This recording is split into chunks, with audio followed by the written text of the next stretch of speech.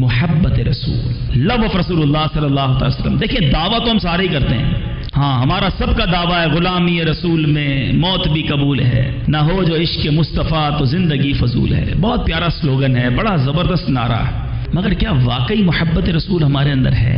اور کتنی ہونی چاہیے؟ اس کا پیرامیٹر کیا ہے؟ بخاری شریف کی حدیث ہے میرے پیارے اسلامی بھائیوں، میرے آقا فرماتے ہیں لا یؤمن احدکم حتی اکون احب الیہ من والدہ وولدہ والناس اجمعین.